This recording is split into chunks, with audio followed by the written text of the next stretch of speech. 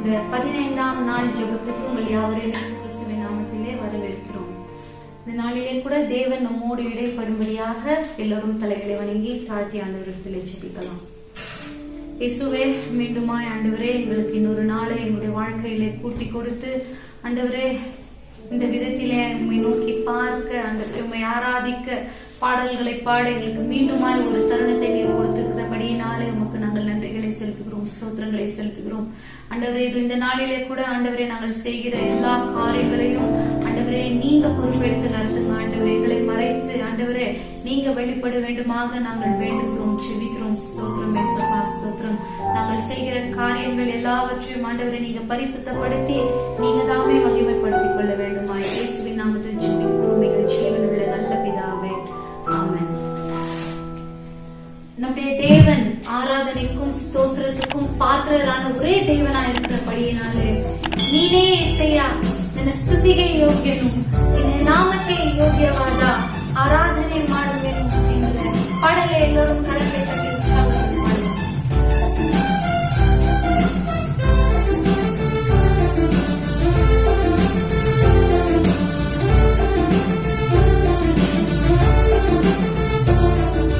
ನೀನೇ యేసయ్య ನನ್ನ ಸ್ತುತಿಗೆ ಯೋಗ್ಯನು, ನಿನ್ನ ನಾಮಕ್ಕೆ ಯೋಗ್ಯವಾದ ಆರಾಧನೆ ಮಾಡುವೆನು. ನೀನೇ యేసయ్య ನನ್ನ ಸ್ತುತಿಗೆ ಯೋಗ್ಯನು, ನಿನ್ನ ನಾಮಕ್ಕೆ ಯೋಗ್ಯವಾದ ಆರಾಧನೆ ಮಾಡುವೆನು. ನಿಮಗೆ ಆರಾಧನೆ, ನಿಮಗೆ ಆರಾಧನೆ, ಅಂತ್ಯಕಾಲವೆಲ್ಲ ನಾ ಮಾಡುವೆ ಆರಾಧನೆ. ನಿನಗೆ ಆರಾಧನೆ, ನಿನಗೆ ಆರಾಧನೆ, ಜೀವಾಂತ್ಯಕಾಲವೆಲ್ಲ ನಾ ಮಾಡುವೆ ಆರಾಧನೆ. ದೇವರು ಆತನ ಪ್ರಾಣವನ್ನು ನಮಗೆ ಕೊಟ್ಟು ನಮ್ಮನ್ನು ಇವತ್ತುವರೆಗೂ ನಮ್ಮನ್ನು ಬದುಕಿಸಿದ್ದಾನೆ ಪ್ರಿಯರೇ. ಆತನ ರಕ್ತವನ್ನು ಸುರಿದು ನಮಗೆ ರಕ್ಷಣೆಯನ್ನು ನೀಡಿ ನಮ್ಮನ್ನು ಕಾಪಾಡಿ ಆತನನ್ನು ಆರಾಧಿಸಲು ನಮ್ಮನ್ನು ಜೀವಂತವಾಗಿ ಇಟ್ಟಿದ್ದಾನೆ.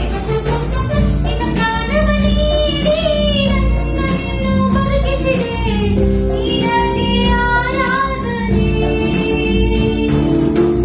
ನಿನ್ನ ರಕ್ತವ ಸುರಿದು ರಕ್ಷಣೆಯ ನೀಡಿದುವೆ, ನಿಮಗೆ ಆರಾಧನೆ. ನಿನ್ನ ಪ್ರಾಣವ ನೀಡಿ ನನ್ನನ್ನು ಬದುಕಿಸಿದೆ, ನಿಮಗೆ ಆರಾಧನೆ. ನಿನ್ನ ರಕ್ತವ ಸುರಿದು ರಕ್ಷಣೆಯ ನೀಡಿದುವೆ, ನಿಮಗೆ ಆರಾಧನೆ. ನಿನ್ನ ಮಗನಾಗಿ ಮಾಡಿದೆ, ಅಧಿಕಾರವ ನೀಡಿದೆ, ನೀತಿವಂತನಾಗಿ ನನ್ನ ಮಾಡಿದ ದೇವರೇ. ನಿನ್ನ ಮಗಳಾಗಿ ಮಾಡಿದೆ, ಅಧಿಕಾರವ ನೀಡಿದೆ, ನೀತಿವಂತನಾಗಿ ನನ್ನ ಮಾಡುವ ದೇವರೇ. ನಿಮಗೆ ಆರಾಧನೆ,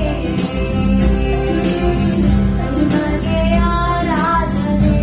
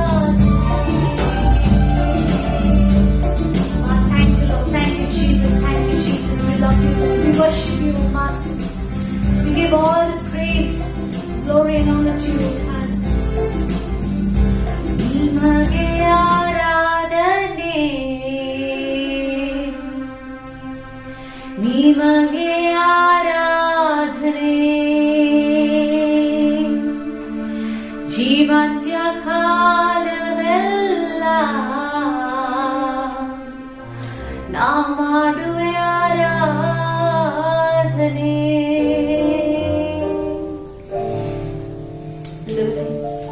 உலகத்தில் நாங்கள் என்ன செய்ய வேண்டும், எதை செய்ய வேண்டும், எதை செய்யக்கூடாது என்று குழப்பத்தின் நிலையில இந்த உலகத்திலே நேரத்திலே நாங்கள் காணப்படும் போது ஆண்டவரே எங்களுக்கு வேற வழி இல்லை, வேற காரியங்கள் நாங்கள் யோசிக்க முடியவில்லை. தேவா, உம்மிடத்திலே தான் நாங்கள் வர முடியும். எங்களுடைய வாழ்க்கை ஆண்டவரே உம்மிடத்திலே நாங்கள் ஊற்றி விடுகிறோம் ராஜா, உடைய பாதத்திலே நாங்கள் ஊற்றி விடுகிறோம் அப்பா. எங்களை பார்க்க வேண்டுமே ஆண்டவரே, எங்களோட நீங்க வர வேண்டுமே ஆண்டவர், உங்க சமூகத்தில இருக்க ஆண்டவரே நாங்கள் வாஞ்சையா இருக்கிறோம். அதுதான் எங்களுக்கும் ஆண்டவரே பிரியமா இருக்கிறது. ஸ்தோத்திரம் ஸ்தோத்திரம் ஸ்தோத்திரம் ஸ்தோத்திரம் ஸ்தோத்திரம். Thank you Lord, thank you Lord, thank you Lord, thank you Lord Jesus, thank you Lord Jesus, thank you Lord Jesus. Amen, amen, amen. Hallelujah, hallelujah, hallelujah. உமக்கு நன்றி நன்றி நன்றி. தேவா, என் கண்கள் தான் குளமோ, வேதாளது நான் என் வெலனோ. தேவா, என் கண்கள் தான் குளமோ, வேதாளது நான் என் வெலனோ. கண்ணீர் தான் மொழி என்றால், செந்நீர் தான் வழி என்றால், சென்றிடுவேன் சிலுவையை சுமந்தே. தேவா, என் கண்கள் தான் குளமோ, வேதாளது தான் என் வெலனோ. தேவா, என் கண்கள் தான் குளமோ, வேதாளது தான் என் வெலனோ. ஊற்றி விட்டேனும் பாதத்தில் என்னை, உளமாற உருகிவிட்டேன், அழியட்டும் என்னை. ஊற்றி விட்டேனும்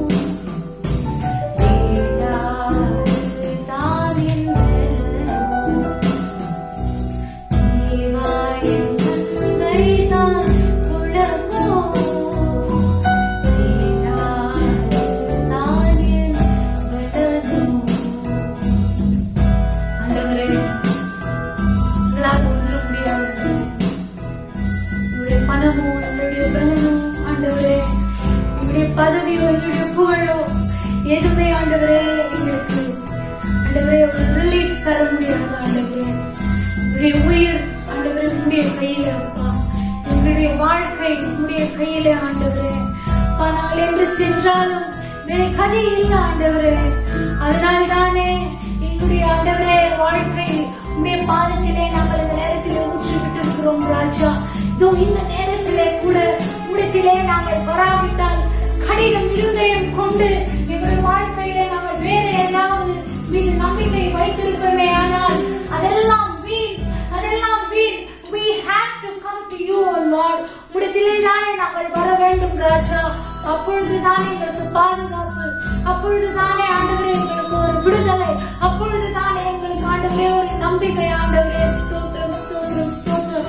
எங்களுடைய கண்ணீர்கள் ஆண்டவரே பதிலை தருகிற தேவனாய் நீர் இருக்கிறபடியினாலே நாங்கள் ஆண்டவரே உடத்திலே நாங்கள் வருகிறோம், வருகிறோம், வருகிறோம். ஸ்தோத்திரம், ஸ்தோத்திரம். எங்களுடைய கண்ணீர்களை ஆண்டவரே கணக்கில் வைத்திருக்கிறீர்களா? ஸ்தோத்திரம், ஸ்தோத்திரம். உமக்கு நன்றி ராஜா, உமக்கு நன்றி ராஜா.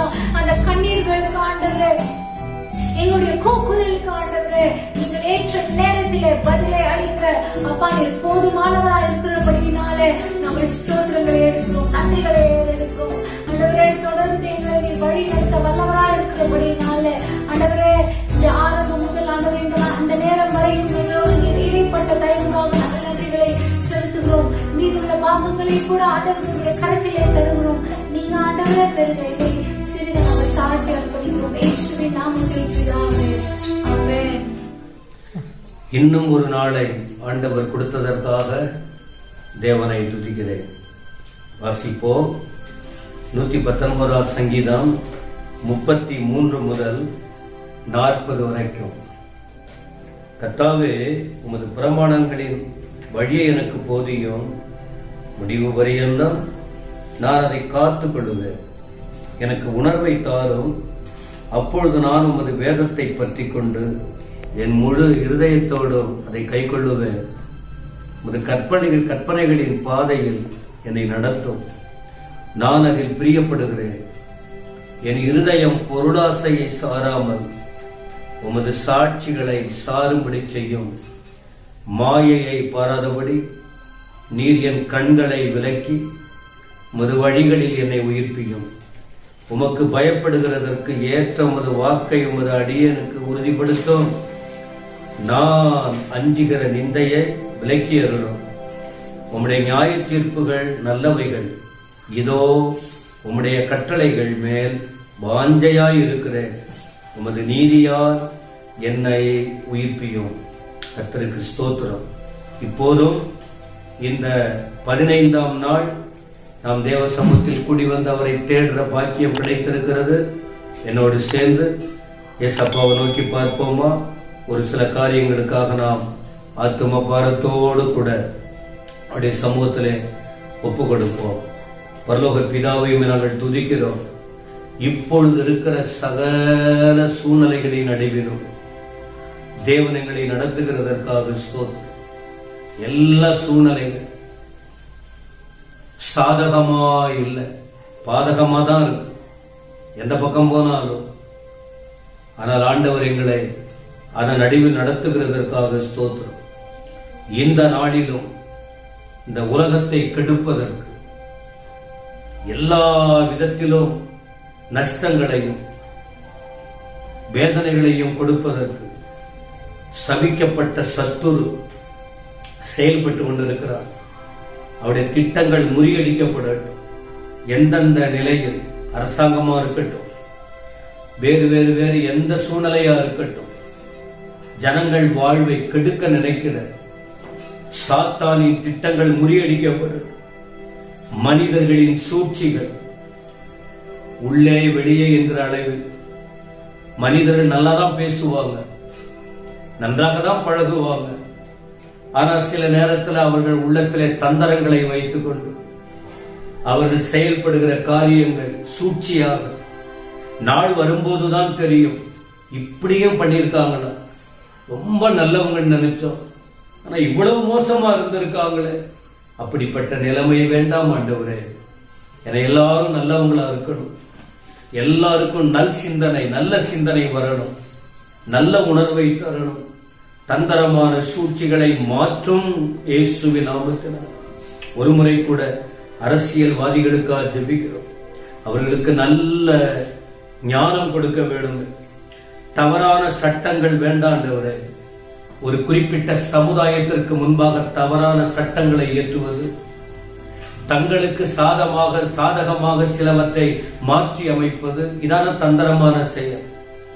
ஒரு ஜனங்கள் வாக்களித்து ஒரு குறிப்பிட்ட நிலையில் வருவதற்கு காரணமே அரசியல்வாதிகளாய் இருக்கட்டும், அதிகாரிகளாய் இருக்கட்டும், எப்படிப்பட்டவர்களாய் இருக்கட்டும், ஓட்டு போடுகிறவர்களுக்கு, வரி கட்டுகிறவர்களுக்கு உதவியாய் இருப்பதற்காக தானே. ஏன்பா அப்படியெல்லாம் தந்திரமா சிலர் யார் செய்தாலும் சரி, எந்த கட்சிக்கார அவங்க பண்ணாலும் சரி, எந்த அரசியல்வாதிகள் செஞ்சாலும் சரி, எந்த அதிகாரிகள் செய்தாலும் சரி, அவர்கள் ஆலோசனைகள், அகிதோப்பேலின் ஆலோசனைகள் அபத்தமானது. ஊசாவின் ஆலோசனைகள் அங்கீகரிக்கப்பட்டது. அகிதோப்பேலின் ஆலோசனை போல தவறான திட்டங்களை வகுத்து, வெளியிலே நல்லதை போல பேசி, உள்ளுக்குள்ளே தந்திரமாய் சூழ்ச்சியாய் செயல்படுகிற பொறுப்பில் உள்ள மக்கள், அவர்கள் ஆலோசனைகள் ஒன்றுமில்லாமல் போகட்டும். அதை அப்படியே மாற்றி போட்டுரும். நீங்க தான் அதை செய்யணும். யாரும் பாதிக்கப்படக்கூடாது. அந்த அளவுக்கு கிரியை செய்ய வேண்டும். அரசியல்வாதிகள், அதிகாரிகளுக்காக ஜெபம் பண்றோம். அவங்க ஜனங்களுக்கு சேவை செய்யணும்பா. கண்டுக்காம விட்டுடுறாங்க. ஆண்டவரே, சேவை செய்யணும்பா. ஏன்னா அவங்க தான் செய்யணும். அவங்க தான் அந்த வழிகளில் போகணும். ஏற்ற தாழ்வு இல்லாம அவங்க தான் செய்யணும். இடைப்பட வேண்டும். ஜனங்களுக்கு சேவை செய்ய உணர்வை கொடுக்க வேண்டும். கர்த்தாவே, தேவனின் கோபம் ஜனங்கள் மேல் வரக்கூடாது. கோடிக்கணக்கான மக்கள் மீது இந்த உலகத்தை படைத்த தெய்வம் கோபமா இருக்கிறீங்க. அந்த கோபம் மாறட்டும். ஏன் கோபம் வருது? பாவம் செய்வதினால, கொலைகாரங்களா மாறுவதினால, விபச்சாரம் செய்வதினால, விக்கிரக ஆராதனையில் தேவையில்லாததையெல்லாம் பின்பற்றுவதினால, சிருஷ்டிகரை விட்டுவிட்டு சிருஷ்டிகளை தொழுவதினால, உண்மையை விட்டு பொய்யை பின்பற்றுவதினால இப்படி கோபம் வருதுப்பா உங்களுக்கு. அந்த கோடி கணக்கான மக்கள், அவர்கள் மீது உங்களுடைய இரக்கம் வெளிப்படட்டும். ஒரு முறை கூட கொள்ளை நோயால் பாதிக்கப்பட்ட மக்களுக்காக நாங்கள் ஜெபம் பண்றோம். அந்த நிலைமையிலிருந்து மாற்றம் வரட்டும். அந்த பாதிக்கப்பட்ட மக்களுக்காக நாங்கள் பாரத்தோடு ஜெபம் பண்றோம். ஒவ்வொரு நாளும் அதுதான் எங்க பாரமா இருக்கு. இப்ப இருக்கிற பிரச்சனை இது பாவத்தினால வந்தது, எதுல வந்தது வரட்டும். அப்படி நாங்க அதை சொல்லி இதுதான் காரணம்னு நாங்க அதை சொல்ல விரும்பல. இதனாலதான் இது வந்தது, அதனாலதான் வந்ததுன்னு சொல்வதற்கு இல்லை. ஏன்னா தெய்வம் உங்களுக்கு தெரியும் யார் காரணம், ஏன் இது அனுமதிக்கப்பட்டது, யார் இதை தூண்டி விடுவது, இது யாராலதான் மாற்ற முடியும் என்று உமக்கு தான் தெரியும். ஆனா எங்களை போல சபைகள், ஊழியர்கள், கர்த்தருடைய பிள்ளைகள், சத்தியம் அறிய விரும்புகிறவர்கள், ஜெபிக்கிறவர்கள், ரட்சிக்கப்பட்டவர்கள், அப்பா எல்லா நாடுகளிலும் பல இடங்களிலும் மௌனமா இருக்க முடியல. ஒப்பாரி வைக்கணும்னு பைபிள் சொல்லுது. தூக்கத்துக்கு இடம் கொடுக்காதீங்கன்னு சொல்லியிருக்கு. நதி அவ்வளவு கண்ணீர் விடுன்னு சொல்லியிருக்கு. இரவு பகலா எல்லாருக்காக நாங்கள் பாரப்படுகிறோம். இறங்குங்கப்பா, இறங்குங்க ஆண்டவரே. இன்னும் ஃப்ரீடம் கிடைக்கலையப்பா, இன்னும் ஒரு மாற்றம் வரலையே. ஜனங்க விடுதலையா செயல்பட முடியலையே. ஜனங்க வேலைக்கு போக முடியல, ஸ்கூலுக்கு போக முடியல, வியாபாரத்துக்கு போக முடியல. அப்படி போனா கூட அச்சப்பட்டுக்கிட்டு செய்யறாங்க, பயந்துகிட்டு இருக்காங்க. இதை மாற்றிடுங்க ஆண்டவரே. கண்டிப்பா உம்மாலதான் மாற்ற முடியும். எந்த அறிஞராலும் மாற்ற முடியாது, எந்த அதிகாரியாலும் மாற்ற முடியாது. அவங்க யோசித்து செய்வாங்க, அவ்வளவுதான். ஆனா முழு மாற்றம் நீங்க தான் செய்ய முடியும். அதனால்தான் உம்மிடத்தில் கெஞ்சுகிறோம், உம்மிடத்தில் நாங்கள் வேண்டுகிறோம். மரணம், இந்த நோய் நிமித்தம் மரித்த குடும்பங்களுக்காக வேண்டும். அவருடைய கண்ணீர் அதிகம், அவருடைய கவலை அதிகம். அவளுக்கு இரக்கம் பாராட்டு. இனி இப்படிப்பட்ட மரணம் வேண்டாம் ஐயா. தாழ்மையோடு ஒப்பு கொடுத்து கேட்கிறோம், பாரத்தோடு சமூகத்திலே விழுகிறோம். இயேசு கிறிஸ்துவின் நாமத்திலே உம்மிடத்திலே ஒப்பு கொடுத்து நாங்கள் பாரத்தோடு ஜெபம் பண்றோம். வேண்டாம் ஆண்டவரே, பற்றாக்குறைகள் மாறணும். இதனால எத்தனையோ பேருக்கு சாப்பாடு இல்லை ஆண்டவரே. எத்தனையோ பேர் சுகாதாரம் பாதிக்கப்பட்டிருக்கு. வழக்கமான மனநிலை அவங்களுக்கு மாறி போயிருக்கு. மிகுந்த இருதய அழுத்தத்தோடு காணப்படுகிறார்கள். சிலர் பைத்தியம் பிடிச்சது போல இருக்காங்க. பேப்பர்ல பார்க்கும் போதும் செய்தித்தாளில் பார்க்கும் போதும் பலருடைய கூக்குரலும் சம்பவங்களையும் பார்க்க முடிகிறது. அதனால உங்ககிட்ட முறையிடுகிறோம், எப்படியாவது போட்டும் போங்க அப்படின்னு நீங்க விட மாட்டீங்கப்பா. என்கிட்ட ஜெபம் பண்ணாதீங்க, அவங்க எப்படியோ போகட்டும் விட்டுருங்க என்று நீங்க சொல்ல மாட்டீங்க ஆண்டவரே. அப்படி சொல்ல மாட்டீங்க. கேளு, என்ன கேளு, கடைசி வரைக்கும் என் இடத்துல கேளுங்க. நாங்க கேட்டுக்கிட்டே இருக்கிறோம். கேளுங்கள் கொடுக்கப்படும், தட்டுங்கள் திறக்கப்படும், தேடுங்கள் கண்டடைவீர்கள் என்று வேதம் சொல்லுகிறது. நாங்கள் கேட்டுக்கொண்டே இருக்கிறோம், தட்டிக்கொண்டே இருக்கிறோம், தேடிக்கொண்டே இருக்கிறோம். இரக்கம் பாராட்டு. எங்கள் தேசத்துக்காக வேண்டுகிறோம், ஆளும் கட்சிக்காக வேண்டுகிறோம், கட்சி தலைவர்களுக்காக வேண்டுகிறோம், எதிர்கட்சிகளுக்காக வேண்டுகிறோம், அதன் தலைவர்களுக்காக வேண்டுகிறோம், எல்லா கட்சிகளுக்காக வேண்டுகிறோம். இந்த ஆளும் கட்சி எதிர்கட்சிகள் எல்லாம் இருப்பதின் நோக்கமே எப்படியாயின் எல்லாம் ஒரு நல்ல நிலைக்கு வர வேண்டும் என்பதற்காக தானே போராடி கொண்டிருக்கிறார்கள். கிரியை செய்யும் ஏழை எளிய மக்களுக்கு ஆதரவாய் இருங்க ஆண்டவரே. நீங்க கொடுக்கலன்னா எப்படிப்பா ஜனங்க படைப்பாங்க? ஆதரவாயிரும், அற்புதங்களை செய்யும். இந்த குறிப்புகளை எல்லாம் சமூகத்தில் ஒப்பு கொடுக்கிறோம். பரலோக தெய்வமே இரக்கம் பாராட்டு. கர்த்தாவே, இந்த ஜபங்களை கேட்டதற்காக ஸ்தோத்திரம். ஒவ்வொரு நாளும் ஒரே குறிப்புக்கு நாங்க ஜெபம் பண்ணல, கொஞ்சம் மாற்றி மாற்றி ஜெபம் பண்ணிக்கிட்டு இருக்கிறோம். நீங்க தான் இறங்கணும். இது நிமித்தம் நாங்கள் இன்னும் ஜெபிக்கணும். இதை கேட்கிற பார்க்கிற சபை மக்களா இருக்கட்டும், வேறு யாராவது இருக்கட்டும், ஏசப்பாவை நோக்கி ஜெபம் பண்ணணும், பரலோகத்தை நோக்கி மன்றாடணும். இதன் நிமித்தம் மனபாரம் நீங்கிடும், விடுதலை கிடைக்கும், கட்டுகள் அறுந்து போகும், பயம் விலகும், சமாதானம் கடந்து வரும், மாற்றங்கள் வரும், எல்லாம் நன்மைக்கு எதுவாய் மாற்றப்படும் என்கிற உணர்வை எல்லாருக்கும் கொடுங்க. நாங்கள் நம்பிக்கையோடு உடைய பாதத்தில் வேண்டுகிறோம், நம்பிக்கையோடு வேண்டுகிறோம். எங்களை வெறுமையாக்கி ஒப்பு கொடுத்து இந்த விண்ணப்பங்களை சமர்ப்பிக்கிறோம். எல்லாத்துக்கும் பதில் கொடும். துதிகர மகிமை நீர் ஏற்றுக்கொள்ளும். இயேசு கிறிஸ்துவின் நாமத்தில் செபிக்கிறோம் நல்ல பிதாவே, ஆமென். பிரியமானவர்களே, இத்தனை குறிப்புகளுக்கு நாம் ஜெபித்திருக்கிறோம். இன்னும் பல நாட்கள் நாம் ஜெபித்துக் கொண்டிருக்கிறோம், ஜெபிக்க போகிறோம்.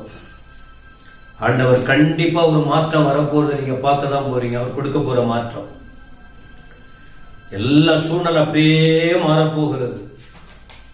நீங்களும் இறைவனிடத்தில் போராட வேண்டும், மன்றாட வேண்டும், ஒரு மனதோடு இணைந்திட வேண்டும். தேவனின் இருதயம் எப்படிப்பட்டது என்பதை புரிந்து ஒப்பு கொடுத்து கர்த்தரை தேட வேண்டும்.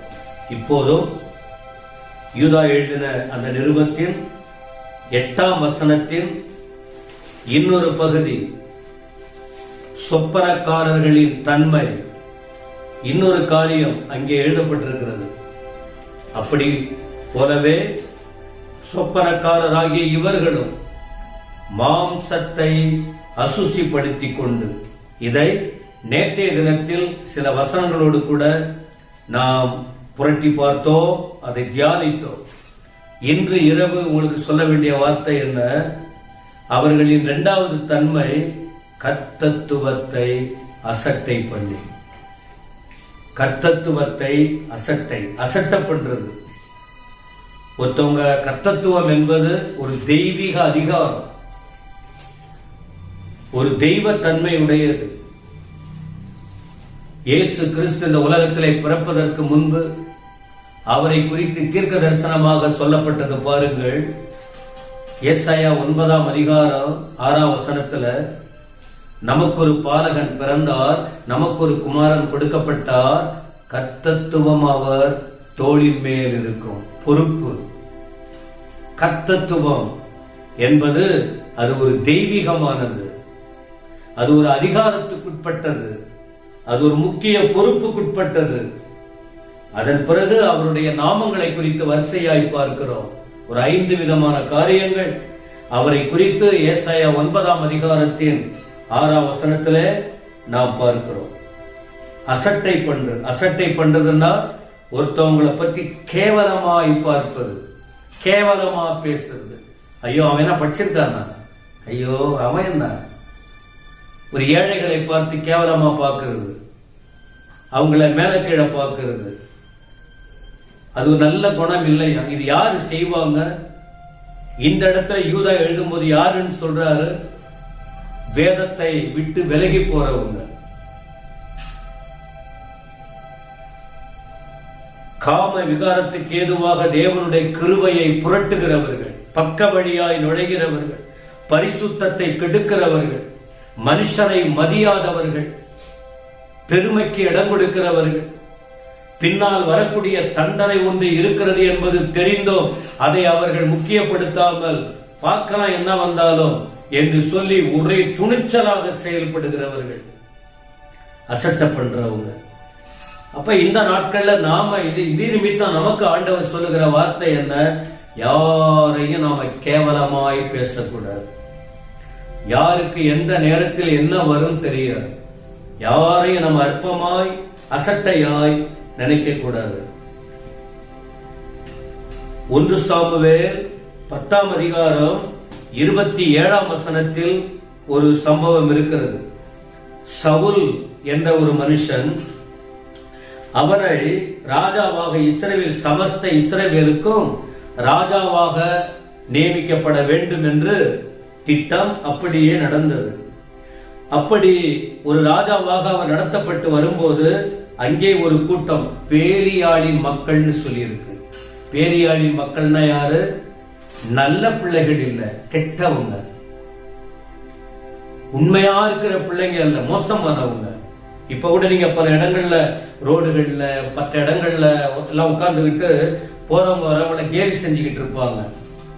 நல்லதுதான் இருக்கும், ஆனா இவங்க கை தட்டி சிரிக்கிறது, அவங்கள கோபம் வர வைக்கிறது. அத போல இந்த சவுல் ராஜாவாக வர வேண்டும் என்று ஜனங்கள் விரும்பினார்கள். ஆனா சவுல் விரும்பல. சாமுவேல் கிட்ட ஆண்டவர் சொன்னார், சாமுவேல் என்ற தீர்க்கதரிசி மூலமாக தான் ராஜாவாக அவர் நியமிக்கப்பட்டார். தேவ சத்தம் கேட்டு சாமுவேல் அதை செய்தார். ஆனா ஒரு கூட்டம், அதான் பேலியாளின் மக்கள், மோசமானவங்க. இத ஒப்பிட்டு காட்டுகிறார். அசட்டை பண்றவங்க யாரு? பேலியாளின் மக்கள், அடங்காதவங்க, பெற்றோருக்கு அடங்காதவங்க, குடும்பத்துக்கு அடங்காதவர்கள், சபைக்கு அடங்காதவர்கள், வசனத்தை மதிக்காதவர்கள், யாரையும் மதித்து செயல்படாதவர்கள். அவங்க வாழ்க்கை வித்தியாசமா இருக்கும். பார்க்கும் போதே தெரியும் இந்த சவுலை எவ்வளவு அசட்டை பண்ணினார். ஆனா இந்த சவுல் அழகானவனும் உயரமானவனும் நல்ல அப்படிப்பட்ட பார்வைக்கு நல்லதொரு மனுஷன், அவனையே அசட்டை பண்ணினாங்க. அப்ப இந்த செய்தி கேட்கும்போது நாம கூட தோற்றத்தை பார்த்து சூழ்நிலையை பார்த்து நாம யாரையும் அசட்டை பண்ணலாகாது. 1 சாமுவேல் 17ஆம் அதிகாரத்தில் ஒரு சம்பவத்தை நாம் பார்க்க முடியும். இந்த சவுலும் இஸ்ரவேலின் ஜனங்களும் ஒரு இடத்தில் வந்து நிற்கிறார்கள். அந்த இடத்துல கோலியாத் என்ற ஒரு மனுஷன் 40 நாள் வரைக்கும் தேவ பிள்ளைகளுக்கு விரோதமாய் பேசி விரோதமாய் செயல்பட்ட காரியங்கள் இருக்கிறது. அப்படிப்பட்ட நிலையில தாவீது அங்க போக வேண்டிய ஒரு சூழ்நிலை இருக்கு. தாவீதின் சகோதரர்கள் அந்த இடத்துல தாவீதுக்கு சவுலுக்கு யுத்த வீரர்களாக இருந்து பணியாற்றினார்கள். தாவீதின் தகப்பன் ஈசாய் தன் சகோதரர்களை போய் பார்த்துட்டு வான்னு சொல்லிட்டு அனுப்பிவிட்ட போது தாவீது அங்கு நடந்த காரியங்களை பார்த்த போது அவர் ஒரு தேவ மனுஷன். தாவீது ஒரு கர்த்தருடைய இருதயத்துக்கு ஏற்ற மனுஷன். ஒவ்வொரு நாளும் அந்த கோலியா தம்முடைய பிள்ளைகளை கேவலமாய் பேசின சூழ்நிலையில அதை பார்த்த போது இவனுடைய வைராக்கியம் தாங்க முடியவில்லை. உடனே எப்படியாவது இவனோட போராடி வெற்றி பெற வேண்டும் என்று தனது கருத்தை தாவீது சொன்னார். ஆனால் அங்குள்ள சூழ்நிலை ஒத்து போகவில்லை. எப்படியோ ஒருவாறு இவன் இந்த தாவீது கோலியாத்தோடு யுத்தம் பண்ண, அவன் பெரிய பிறந்தது முதல் யுத்த வீரர். ஆனால் தாவீது சாதாரண ஒரு ஆடு மேய்த்த ஒரு சிறுவன். ஆனா எப்படி மேற்கொள்ளணும்? அவன் பேசின வார்த்தை அவனுக்கு பிடிக்கல. அப்போ உடனே போயிட்டு அவன் கூட அவனோட யுத்தம் பண்ண போகணுங்கிற நிலைமையில அந்த வசனம் சொல்லுது பாருங்க.